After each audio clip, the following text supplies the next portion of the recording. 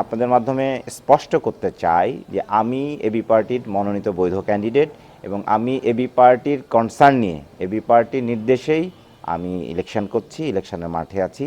AB পার্টির প্রতীকী দল, আমি আমার প্রতীকী দল, সেই হিসাবে আমি এবি পার্টির মনোনয়ন জমা দিয়েছি, মনোনয়ন এবং আমি প্রতীক বরাদ্দ পেয়েছি এবং আমি ঈগল প্রতীক নিয়েই মাঠে আছি এবং ইনশাল্লাহ বিভ্রান্ত হওয়ার কোনো সুযোগ নাই। আপনাদের মাধ্যমে রাজশাহীবাসীকে জানিয়ে দিচ্ছি যে বিভ্রান্ত হওয়ার কোনো সুযোগ নেই। অলরেডি বিভিন্নভাবে বিভিন্ন সোশ্যাল মিডিয়াতে গুজব ছড়িয়েছে আমি বসে যাব, আমি বসে যাচ্ছি, আমি ভোটের মাঠ থেকে উঠে যাচ্ছি, সরে যাচ্ছি, এরকম কোনো কিছু নাই। আমার স্পষ্ট বার্তা হচ্ছে যে বিভ্রান্ত হওয়ার কোনো সুযোগ নাই।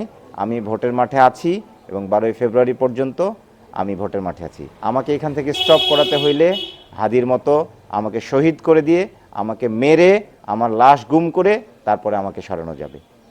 অন দ্য আদার হ্যান্ড আমি এই ভোটের মাঠ ছাড়বো না ইনশাআল্লাহ। রাজশাহীতে level playing field, actual level playing field যেটা থাকার কথা সেটা নাই। কেন জানি মনে হচ্ছে যে প্রশাসন একটা বড় দলের প্রতি ঝুঁকে গেছে। আমার কাছে এই ইনফরমেশন আছে যে প্রশাসনিক কর্মকর্তা যারা, রাজশাহীর কর্তা ব্যক্তি যারা আছে, তারা একটা বড় রাজনৈতিক দলের অফিসে গিয়ে নিয়মিত আড্ডা দিচ্ছে, তাদের সাথে যোগাযোগ করছে, তাদের সাথে লিয়াজু মেনটেন করছে আগামী দিনে ভালো পোস্টিংয়ের জন্য, ভালো সুযোগ সুবিধার জন্য। তারা অলরেডি একটা বড় দলের কাছে মানে নৈকট্য লাভের চেষ্টা করছে। এটা খুবই দুঃখজনক। এটা আমি তাদেরকে বলবো যে আপনারা হারুন বেনজিরের ইতিহাস থেকে শিক্ষা নেন, না হলে আপনাদের সামনে হয়তো এরকম কঠিন পরিণতি ভোগ করতে হবে। রাজশাহীর প্রধান সমস্যা হচ্ছে বেকারত্ব, রাজশাহীর প্রধান সমস্যা হচ্ছে চিকিৎসা কেন্দ্রের স্বাস্থ্য ব্যবস্থা, রাজশাহীর প্রধান সমস্যা হচ্ছে শিক্ষা ব্যবস্থা। এখন আপনারা দেখবেন, আপনারা জেনে থাকবেন যে রাজশাহী শহরকে সুখী সমৃদ্ধির নগরী বলা হয়। এটা আসলে একটা ভোগাস কথা। রাজশাহীর মানুষ সবচেয়ে বেশি অবহেলিত। রাজশাহীর মানে স্থানীয় যারা মানুষ তারা নির্যাতিত, নিষ্পেষিত। উন্নয়নের নামে এতদিন যে ডামাডোল পিটানো হয়েছে, ডামাডোল বাজানো হয়েছে, সেগুলো একেবারেই বাকোয়াস। রাজশাহীতে আসলে উন্নয়ন বলতে শুধুমাত্র লাইট আর রাস্তাঘাট ছাড়া কোনো উন্নয়ন হয়নি, মানুষের আর্থসামাজিক কোনো উন্নয়ন হয়নি। এখন আমাকে যদি এই প্রবলেমগুলো ফাইন্ড আউট করতে বলেন, তাহলে আমরা এটা আমার টিম, আমার যে গবেষণা করে আমরা রিসার্চ করে যে আমরা প্রবলেমগুলো ফাইন্ড আউট করেছি, এর মূল প্রবলেম হচ্ছে শিক্ষা ব্যবস্থা।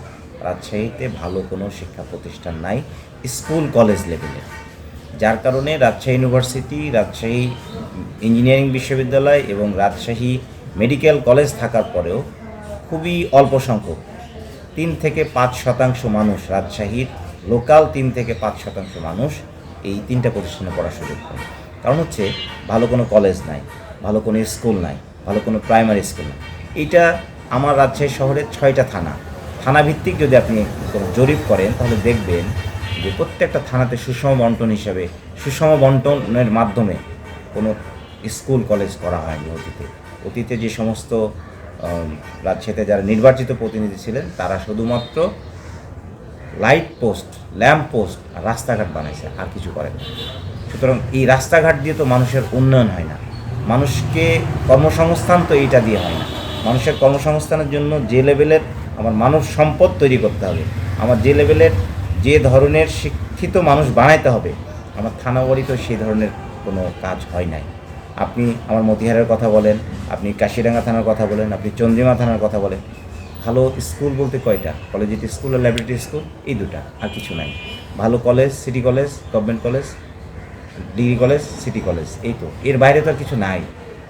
তাহলে আপনি যদি প্রত্যেকটা থানাতে প্রত্যেকটা ওয়ার্ড বাই ওয়ার্ড যদি ধরেন আপনি, তাহলে দেখবেন যে সেই থানাতে ভালো প্রাইমারি স্কুল নাই, ভালো সরকারি হাই স্কুল নাই, ভালো মানের কলেজ নাই। তো আপনি যদি ছোট থেকেই ভালোভাবে ছাত্ররা গড়ে না ওঠে, আমাদের শিশুরা, আমার মেধাবী শিক্ষার্থীরা যদি ভালো নার্সিংয়ের মাধ্যমে, ভালো স্কুল কলেজের তত্ত্বাবধানের থেকে যদি পড়াশোনা না করতে পারে, তাহলে তো তারা একটা পর্যায়ে গিয়ে ঝরে যাচ্ছে, পড়াশোনার সুযোগ পাচ্ছে না, মাদকাসক্ত হয়ে যাচ্ছে, যার কারণে মানুষের কর্মসংস্থান আর হচ্ছে না। এটা হলো একটা ব্যাপার। আমরা সমস্যাগুলো আইডেন্টিফাই করে আমরা সমাধানের যে 3-4টা বেসিক পয়েন্ট আমরা হাইলাইটস করেছি এবং টু দ্য পয়েন্টে আমরা ফোকাসিং হিসাবে কাজ করবো আগামী দিনে। সেটা হলো শিক্ষা, চিকিৎসা এবং আইটি সেক্টর, এই 3টা জিনিসকে আমরা বেছে নিয়েছি। তো চিকিৎসা কেন্দ্রের প্রথম প্রায়োরিটি হচ্ছে আমি রাজশাহী শহরকে চিকিৎসা কেন্দ্রের হাব বানাতে চাই।